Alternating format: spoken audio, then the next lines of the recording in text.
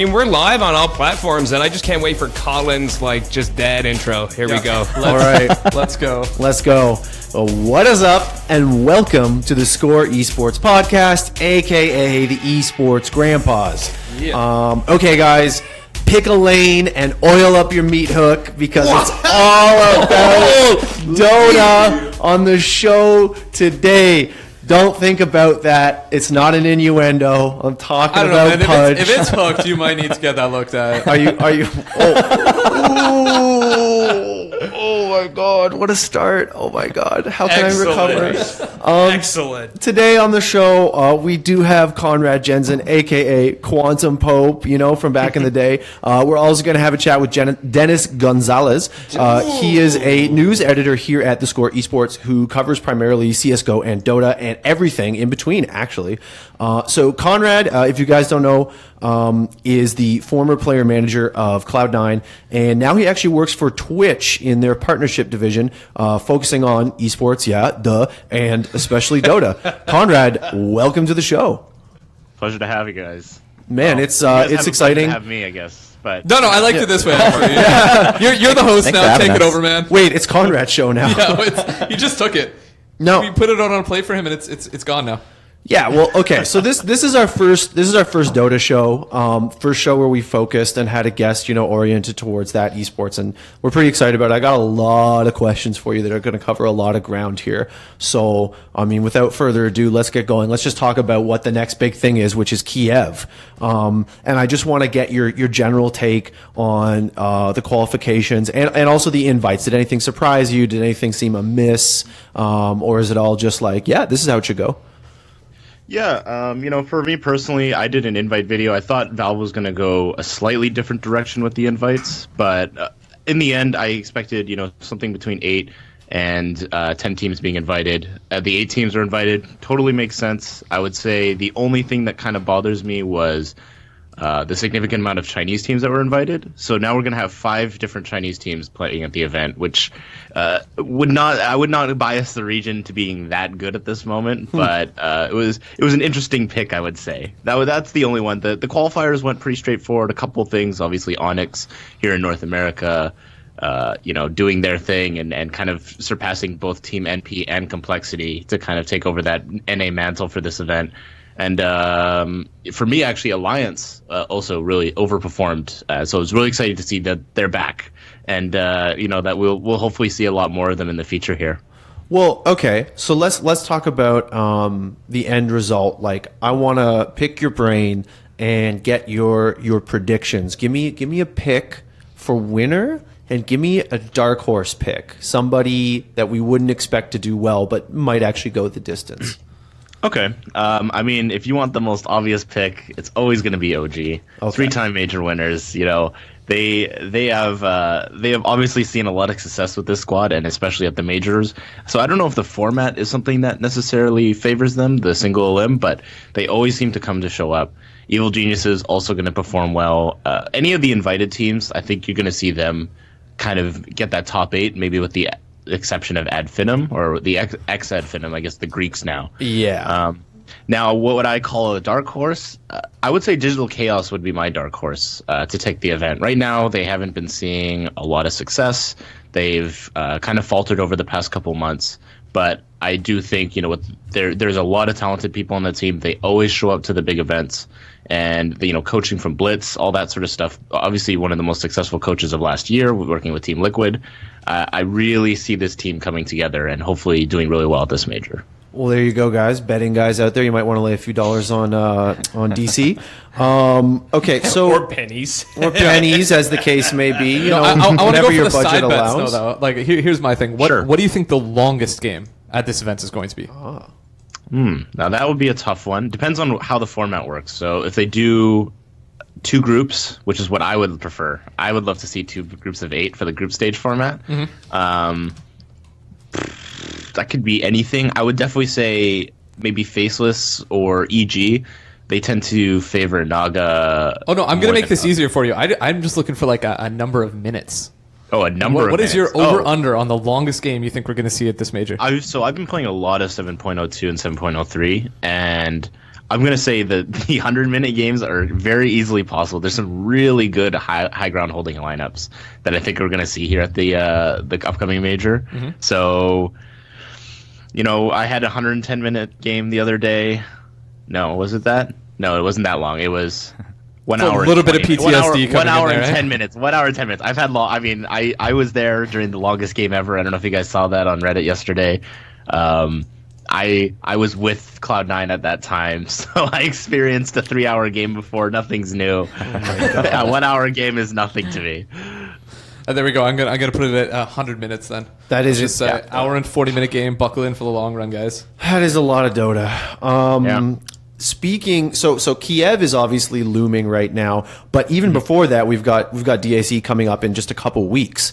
And my question to you right now is like, how does an upcoming major affect something like DAC? Like, do people hold back pocket strategies? Is there like a negative impact on play or anything like that?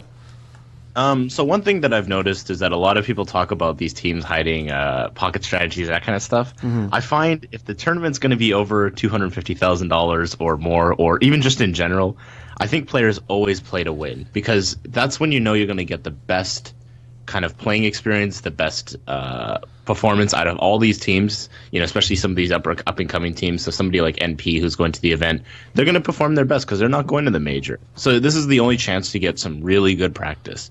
Now, will we see some pocket strategies maybe not come out for the event? Yeah, probably likely. There'll be a couple heroes that you won't see too much of, but I think a lot of teams are going to want to experiment with Monkey King as he comes out in 7.03 right now. But would I say they're holding back? I don't think so. We're gonna still see some really good Dota from the event. No, fair enough. Now you mentioned money a minute back there, and before I let this go, I just want to jump into the prize pool for TI for the international. Do you think that it's going to be more for TI7 than TI6? If I had to bet on Valve, it's always going to be more, and they're going to figure out some way to do it. Last year, as we saw the prize pool growing, I think there was a little bit of slowdown, just kind of halfway between when TI was supposed to start and when they announced the compendium. But they did this weekend thing where there's a special one-time offer where you purchase, for $5 or $7 or whatever, and you get like a whole bunch of extra items and in-game content. And so I'm going to see that, I think, become the more popular trend maybe this time, with weekend specials and ways to get people just to spend their money like however they can. So I'm going to put my money on higher. Okay, so you're saying it's always going to be more. I know they'd always like it to be more. We'd always like it to be more. But, I mean, surely that cannot continue ad nauseum, right? Like at some point, like Dota has been around really long time, and now we have the major system in place and everything. And I've been musing before the show. I was sort of thinking to myself, and I was talking to Dennis about it, about at what point we reach maximum Dota. Like when does the scene begin to contract? You know what I mean? Yeah, I mean, it always reminds me of the oil argument, right? Peak oil, right? Have we reached peak oil in this sort of concept? Have we reached peak Dota? I don't think so. There's so many opportunities with these majors to bring Dota to more and more regions. Like now this major, we have the South American qualifiers and the CIS qualifiers. I would say the CIS ones is more geared towards just making sure that a CIS team makes it to Kiev. But the South American qualifiers, I think, was actually a development thing, where we have these up and coming teams, very good players that are not able to play in major international tournaments because they're not recognized as such. And now that Valve has kind of set that precedence, hopefully we're going to see more of these South American teams. I think it's going to continue to be competitive. Valve is going to figure out ways to steal money from my wallet every year in the best way possible, because they do a really good job of providing value. And that's the one thing I think Dota does a really good job compared to a lot of other free-to-play games, as well as just games in general. They provide a lot of value to their hardcore users, to their regular users, and there's always going to be somebody who's willing to spend even more than I think I do, right? So Yeah, that's a fair point. I just like, for some reason, I always draw parallels between Dota and StarCraft, you know, which is a game that is very near and dear to my heart, and obviously has fallen on hard times. And we don't want to see that happen to Dota. But you're saying like the future is nothing but growth, right? It's nothing but up. Yep. Yeah, I think the big thing that they said is a precedent of ecosystem that allows it to grow. Where unfortunately, StarCraft, as somebody who was heavily involved in that at one time. Didn't have that same sort of thing. You know, microtransactions, free to play, all these concepts never really came in until much, much later in the production cycle for that game. So we're not seeing that same level of growth, and the competitive scene, a lot of these people have just moved on. I think at that time, the current state of games, 1v1 was the format to play. You play against your friends. That was fun. Now, as kind of, you know, League of Legends and Dota has developed, we have seen, I want to play with my friends now. And then now we can get angry at each other instead of, you know, in a competitive way where we're just having a nice competitive game. Yeah, it's like when you have a group of friends you don't actually want to stay friends with for that much longer, you just start playing MOBAs together. Nice. Exactly. But no, I honestly, and that's something that I've seen has been a significant change, is that specifically where you see people moving towards these team games because I can play with my friends, you know. We're seeing more and more titles kind of go towards that approach, especially in the esports realm. What's the last time you've heard somebody kind of develop a game that's a 1v1 esport? It's just becoming more and more rare these days. Yeah, no, that's actually a great observation. Like I'm not going to bring it up. I'm not going to start. Or Street Fighter 5 doesn't really count. Neither does Tekken 7. Yep. But like I am like a 1v1 esport guy for whatever reason. Like I bend towards that a lot. That connects with me a lot. Lack of friends. Yeah, there you go. It's an argument right my here. God, guys. But so you're saying that like it's actually sort of the game mechanics that are going to help Dota keep going. But what about the major system? I mean, is that something that is beneficial for the long term in the Dota scene?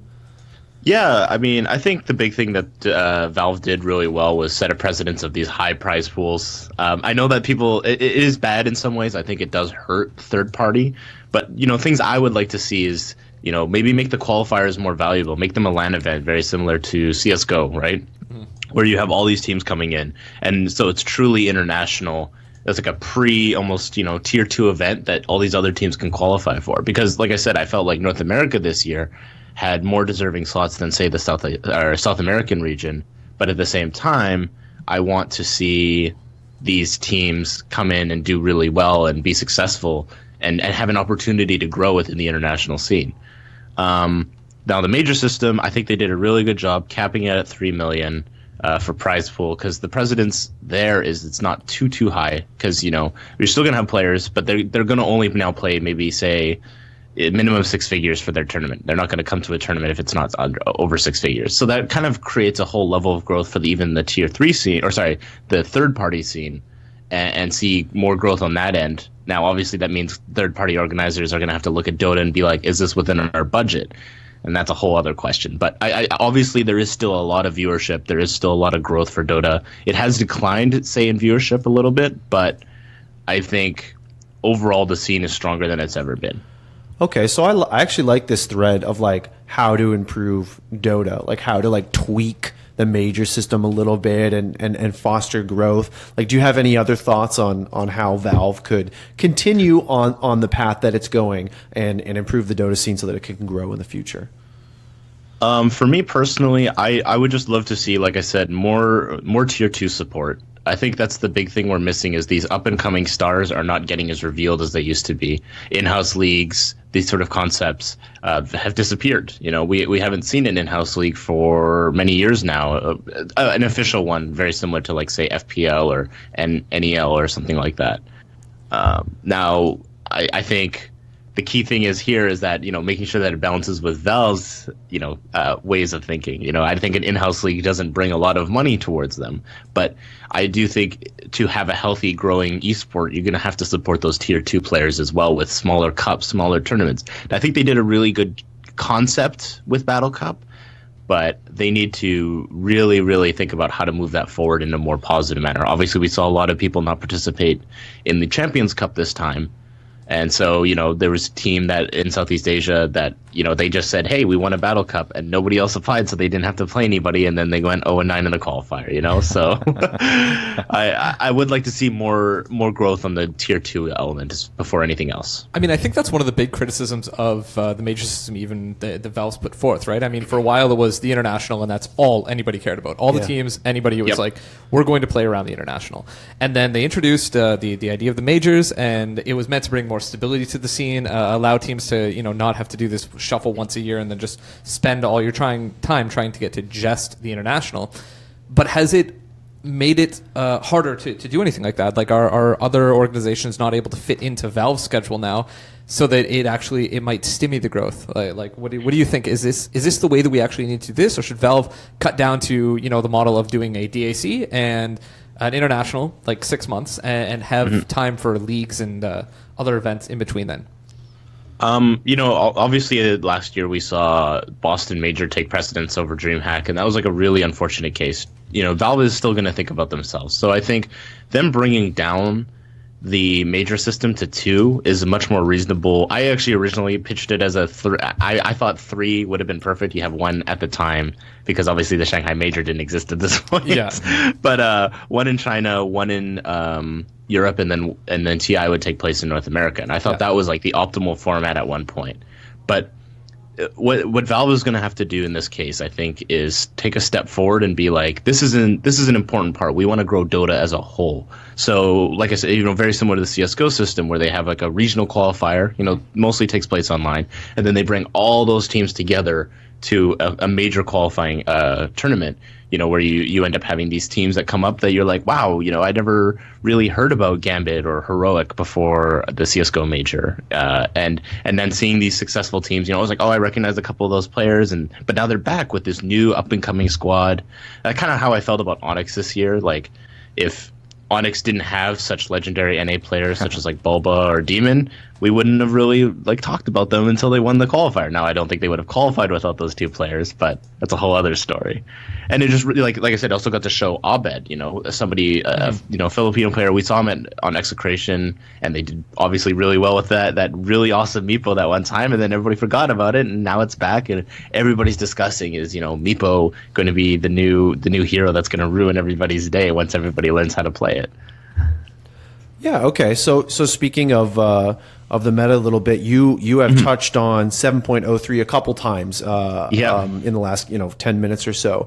Let's talk a little bit about that. I just wanted to get your take on how it affects the actual in-game meta, and B, more immediately, how it's going to affect Kiev, if at all, if it's going to benefit a team or not. Yeah, for sure. I mean, we're going to see DAC be the big indicator here. Okay. All these teams are going to come together. It's a last really good chance to get some quote unquote good practice, and a chance for Western and Eastern teams to kind of come together and play against each other. So, I think the teams that are going to benefit the most are going to be innovative teams. So that's your top level teams. That's like your OGs, your EGs, your Digital Chaos. Those teams are going to think about the game super heavily. They're going to theory craft, and they all have extremely talented mechanical players on top of all that. So they're going to find a lot more success, I think. But it is, even though people did talk about the split pushing buffs for the 7.03, the meta's going to stay the same. The one big thing I think is going to be a big factor is Monkey King is going to be a huge presence. I see it being either nerfed before the event or potentially, first pick, first ban material. Thinking that, there will be ways, and I think people will figure out ways to counter it. But right now, at least I just saw a couple show matches the other day, and wow, Monkey King had a huge presence in those games and was just able to change the way that they were playing. It's really good with this sort of team fighty lineups that currently is kind of the meta. But on top of that, it was able to do a lot more damage kind of across the board. So say you had a jungler, he's just able to kind of be up in their range, and say if they get low, he's got the burst to be able to take them out, which a lot of supports don't have at this moment. Okay, fair enough. Now, before we let you go, Conrad, we usually like to reserve the last minute or two for a guest for a little story time. Sure.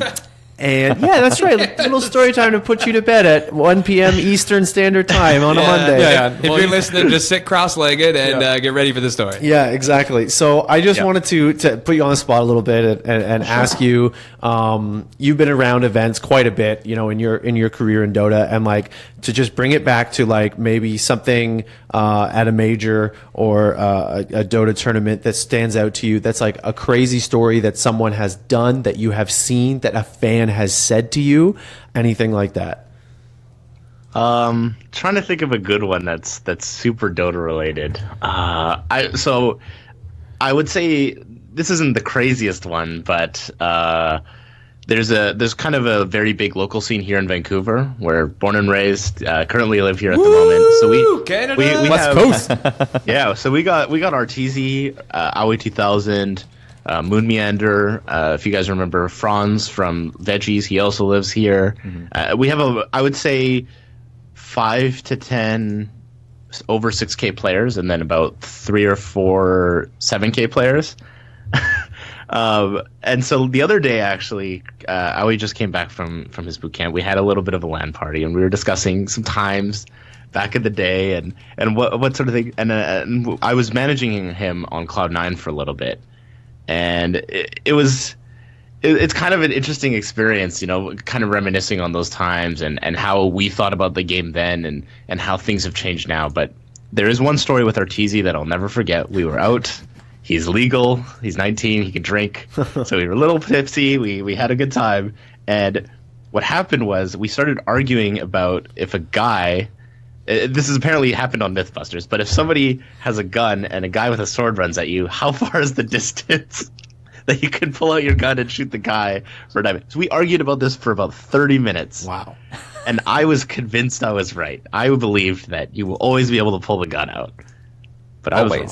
Yeah, they did like a Mythbusters on it, I think. Yeah, or I somebody found out about did this after, and Arteezy has surpassed me. And I feel like I'm trying to be like almost like a father figure to a lot of these guys over the years. Wait, what is the distance? I want to know now. Done like a drunken test right there. Oh no, that's where I thought this story was heading. It's not like. Oh no, we didn't do any drunken tests. If I'm trying to think of like a crazy story, I think the craziest thing that's ever happened to me was somebody asked for my signature at an event. Ooh. But I don't know. You guys have obviously seen a lot of Dota Mafia over the years, and it was to ask, "Hey, you're my favorite Mafia player. Can you sign something?" And I was so baffled. I just didn't know what to say. Of course, I signed, and they were really nice, and it was a cool person to talk to, but I just didn't know what to say. Like, I don't think my Mafia plays that great. In fact, people think I'm kind of an a-hole when I play Mafia. Totally understandable.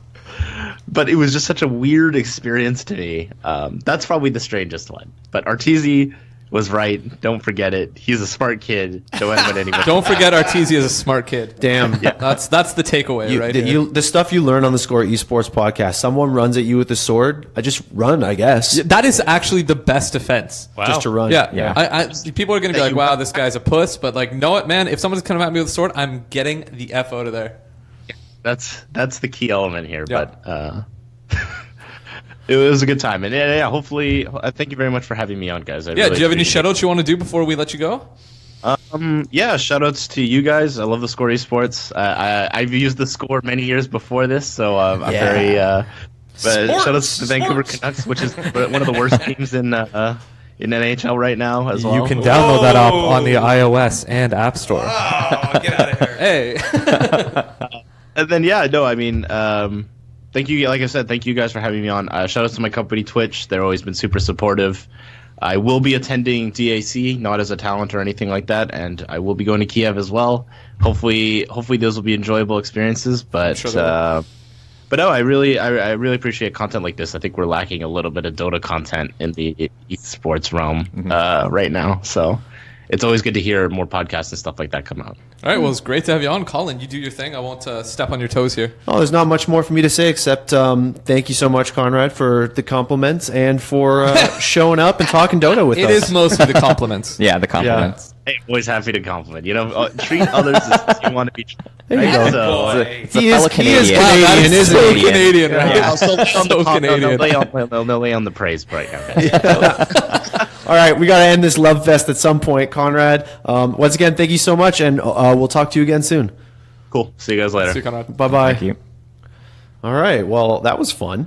Hey, man. I wish all of our guests just complimented us. Like, I feel like we need to start screening them better. Yeah. Also, just he had a great answer for the story time thing because I completely put him on the spot. Like I didn't You prep just him for do that that. either. Yeah, you just I was do just that. like, so crazy story. And Yeah, like right now. Yeah, no, That's like when seriously. you ask somebody to tell you a joke, right? It's like, what's the Yeah. funniest joke you know? Go. Yeah, way to just put someone in a bind. I like man. it. Yeah, And what did he do? He delivers. He Houdini'd out of the bind. yeah, he's good. Man. He told two good stories actually. Absolutely. Yeah. And one representing Beyond the Summit. Was that the Mafia? Oh yeah, It was. Yeah. See, that's what I'm talking about. I love those dudes. I say you get access to Beyond the Summit, like the behind the scenes stuff is wicked. And like his number one story was a mafia related one. He's a mafia player. He just doesn't understand why he has a fan, which is that's my favorite part.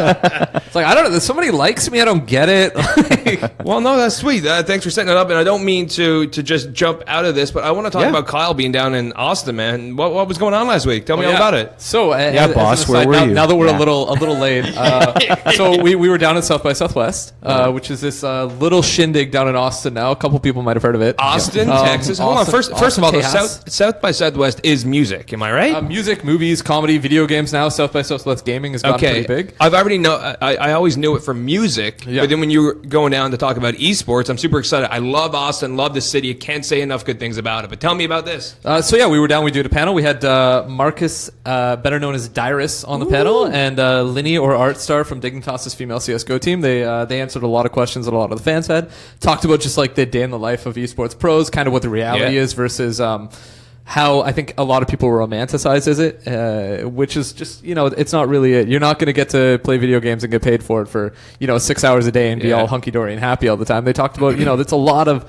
blood, sweat, and tears, a lot of sacrifice that goes into it. Me and Sasha were actually talking about this morning. I mean, we've been talking about burnout forever, right? We've been talking about, the work-life balance, and these guys are playing 14, 15, 16 hours a day because they know the next person is coming at them, like really biting at their heels. No different than like an NFL player who That's exactly it. longevity of like 2 years, and then they're going to stick them in a house where they play 14 hours a day. They're basically sleeping at their offices, and they're not getting skills like resumes, how to cook, all this stuff. So they come out given 2 years of their life or whatever for X amount of money to play some, esports, and then they come out, they don't even have a resume, they don't have any life skills. I mean, there should be a work-life balance, and there's all kinds of like, especially now with the, the NCAA tournament going on, there's all kinds of info about work-life balance and about how other, like, people who are playing a certain game, say basketball, football, should play other games as well because it makes them a good, well-rounded person that's able to take on the world.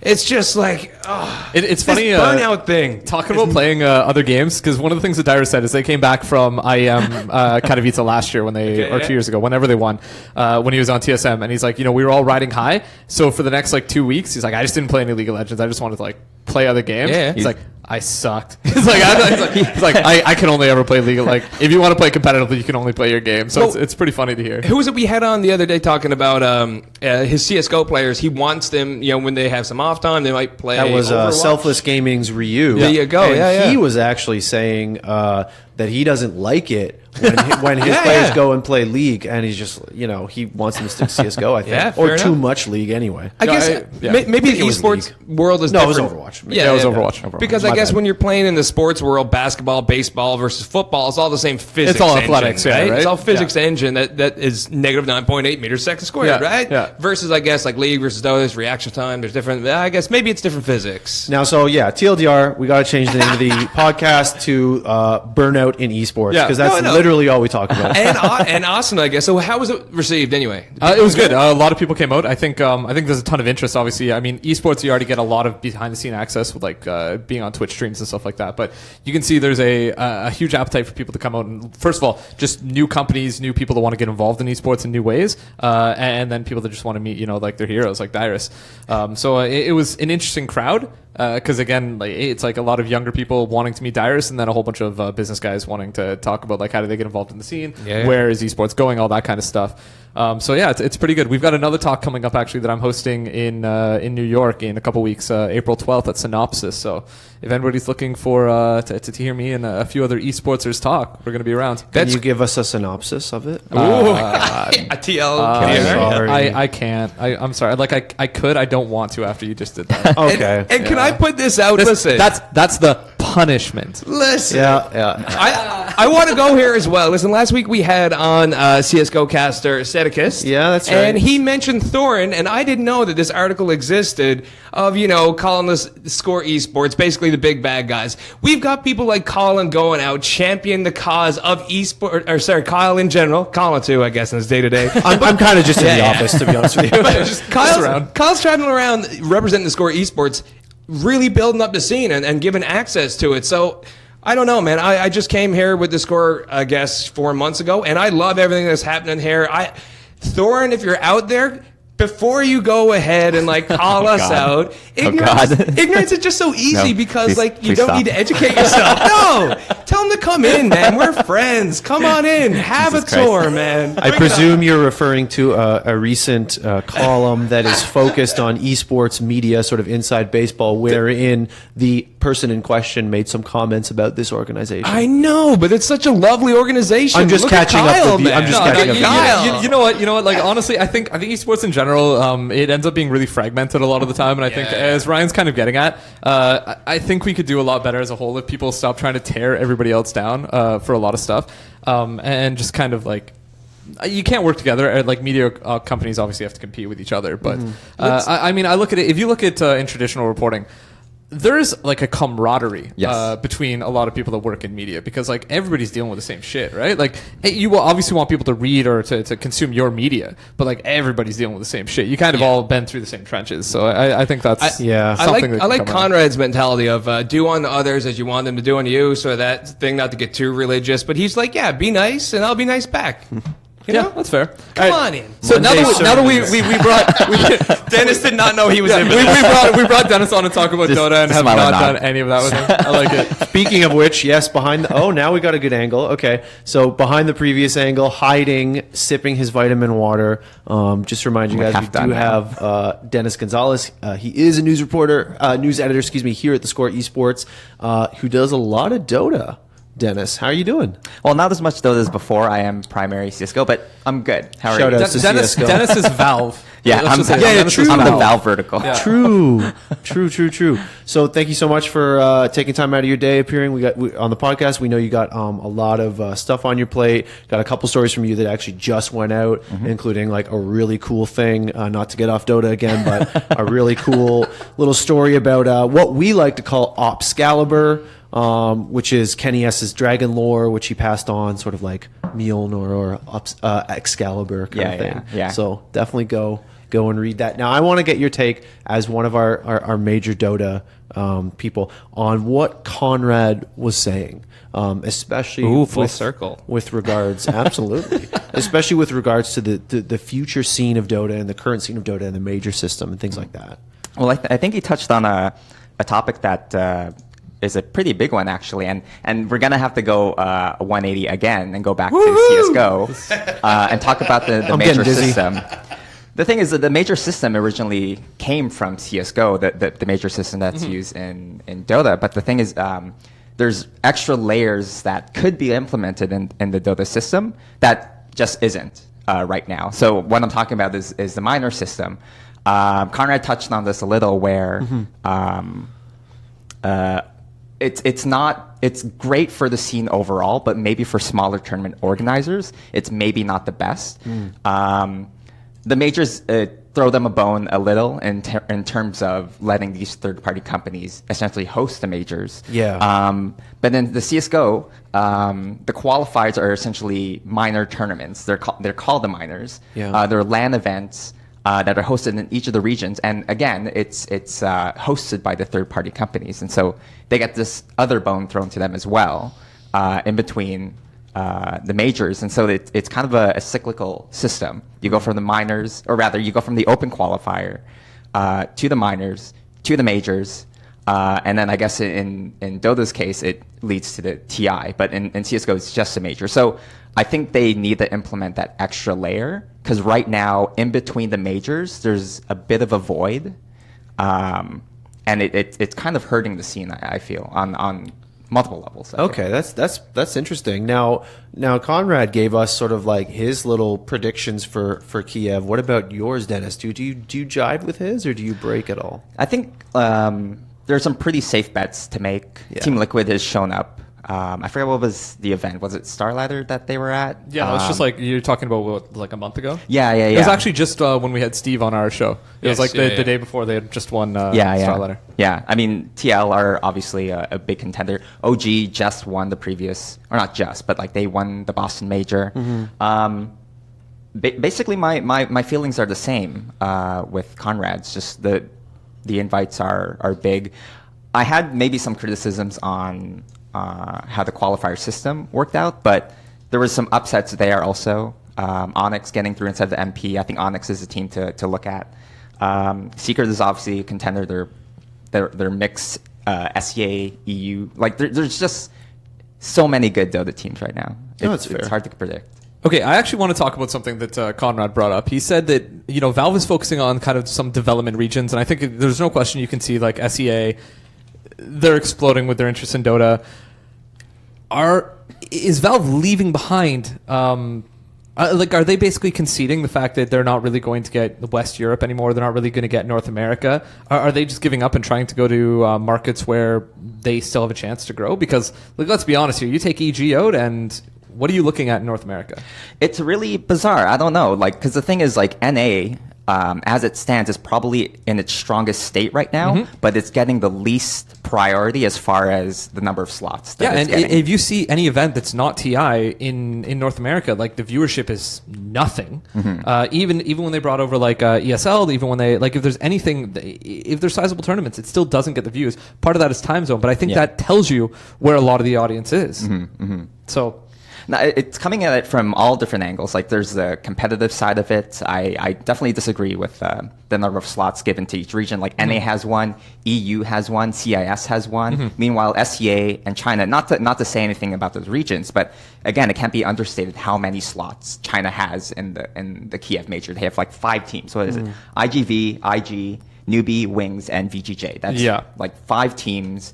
And if they don't place in the top 8, if half of those teams will place in the top 8, what was the point? What was the point of that priority? Yeah, I mean, I think it's just interesting to look at Dota. I think it's just in terms of esports right now, you've got the dichotomy between League of Legends and Dota, right? They're both MOBAs. You see Valve and Riot, very different strategies in how they approach their games. And I mean, you're seeing problems with both of them, in my opinion. I think the way that League has definitely seen its struggles. I mean, you always see these massive numbers that are being reported, but they're definitely not coming from the Western world. They're coming from Asia, and you're starting to see the same thing. Not starting to. Dota has been stronger in Asia for a longer period of time. It's obviously been dominating in China for a long time. But do we see that being a case? What is North America's game going to be? What is going to be the game that North Americans just rally around and have? Is it going to stick with League of Legends? Is it going to be Overwatch? We have Ryan's answer, and you can catch him streaming on Thursdays. There you go. Yeah. But hey, man, I got to plug where I can. I like it. But yeah, I mean, realistically, is there something wrong with us? Do we have short attention spans, or what's up with North Americans? 100 minutes, right? I don't know. I think there's kind of a bit of saturation just on all fronts, not just Dota, not just CSGO or Overwatch, but just everything in general. There's only a finite number of hours in a day, and there's only X amount of those hours that one person can feasibly direct into watching esports. And that's so. Are you talking players or are you talking audience? I'm talking audience. I'm talking audience for sure. And that's what we talked about, I guess, last week with Sadikis, was that the supply demand right now. There's too much supply and not enough demand. And I know Sada was talking about those development leagues and stuff like that. And maybe Dota, they were onto something, and maybe people are going to follow in those footsteps. I like that's what happens with the majors, is that all the games at majors matter, right? like I can watch. You have to set aside like a week or 2 weeks if it's TI to be like, I'm going to follow all this, and that's hard to do. At least now that I've got a job and I'm not like a student, like even then it was still pretty hard. Or you could go to theScore.com for highlights And scores. Highlights and scores. Yeah. And I'm so proud of you guys. You're all selling out. It's great. But I mean, realistically, if you're looking at like a longer run, all the leagues, like Conrad was talking about bringing some leagues back. I think leagues are a really hard sell because you got to make each one of those games really important, or at least feel really important. Yeah. Because otherwise you end up with a situation like CSGO, which I mean, Dennis, you can obviously talk about as well. I mean, you get all these leagues that are running at the same time with the same teams, and the games just stop mattering. Yeah. Like you can't even keep them straight. I'm like, I'm pretty sure like VP is playing Fnatic again, but who? Yeah. Maybe. Yeah, I hear you. Does it matter? Like. That's the true. beauty of the NFL season. Yeah. There's 17 weeks. They play 16 games. Every one of them matter. That's why you get so many views. Yeah. And like we see it, we hear about burnout. Players are burnt out. Audiences are burnt out. Let's put down the supply and demand so that, we get everything and we get to view everything that we want to see. Yeah. And every game matters instead of just throwaway games. Yeah, I mean, that's where esports is right now, right? Like, there's restructuring going on all over the place, and there needs to be, like, even if you love esports, god damn, man, like, even if you love one esport, it's like if you like fighting games, like, man, like, good luck. Like, it's just there's so many weekends where I'm like, oh my god, there was actually a tournament on this weekend, and there were some good players there, and I didn't watch it all because I didn't know about it, and I couldn't because I think people just see esports as like there's a chance for it to grow. And they're like, well, no, we got to grow it as fast as possible. It's got to grow as fast as possible. Yeah. Like the analogy that Sadikis threw out last week about the pie. There's a pie out there. There's only so much pie, but everybody's trying to eat it as quickly as possible. That's kind of true. Everybody's just trying to grab every piece. And it's just have a sliver. Yeah, just but you can't have a sliver, man. Now, if you are a Dota viewer and you're a Dota player, Dennis, you write a lot of Dota guides as well, guides to specific champions and things like that. Now, like, what's your next guide coming up?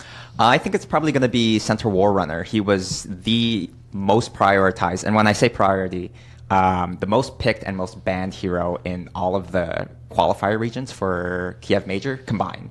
Wow. So I'm going to take an interesting look at him. He's kind of been on the rise, just kind of low key, but now he's like crazy. Who was your last guide? Pudge. Pudge, yes. Yeah. I like that one a lot. Just Maybe want to as play an aside, Pudge. it's really hard to get Dennis to not talk about Timbersaw generally. So I Pretty much. The Timbersaw guide was intense. I remember that one. Yeah, reading that one. That was a long one. 72,000 words. Yes, literally. I think it's about half. I think it's half of that, but that's still a lot for a guide, honestly. We've got a novelist on staff. It's crazy. Okay. On this note, I'm terrible at Dota. I have no problem admitting this. If I wanted to get better, I want to just get my my ranking up. Who do I play? Oh, so like who's like the most imba? Yeah, sure. Or like imba, but also easy. Because I think that's important. Okay, so I'll use like the league analogy. You like playing top? Is that right? No, I play jungle. Jungle? Oh, okay, so you're in an awkward spot because junglers are kind of not a thing in Dota right now. Yeah. Just the way that the meta and the jungle has itself been changed in 7.0, so I'd say you're kind of screwed. Excellent, perfect. So At least continue playing. you're hopeless. Okay. Yeah, nice. That's all I wanted to know. Preston thinks that although it's a difficult job when done properly, can be the difference between winning a game and losing one. Preston's on the Preston is our other Dota writer. His basic guide He's to optimistic. He's so optimistic, Dennis.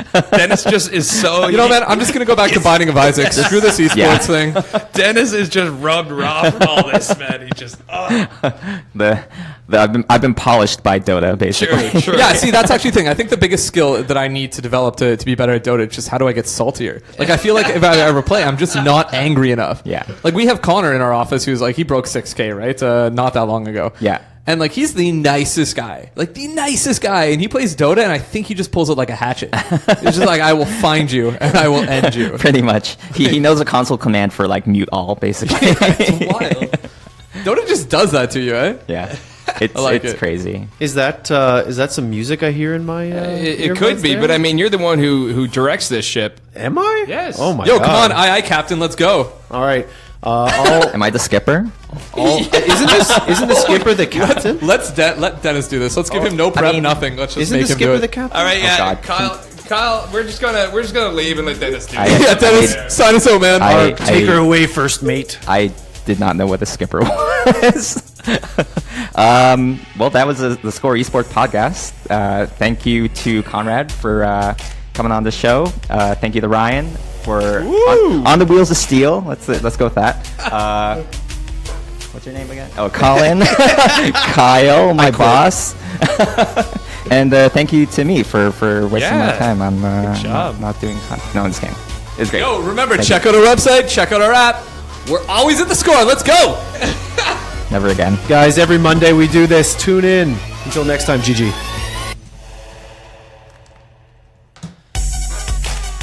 There was the drop again. We still bump into it?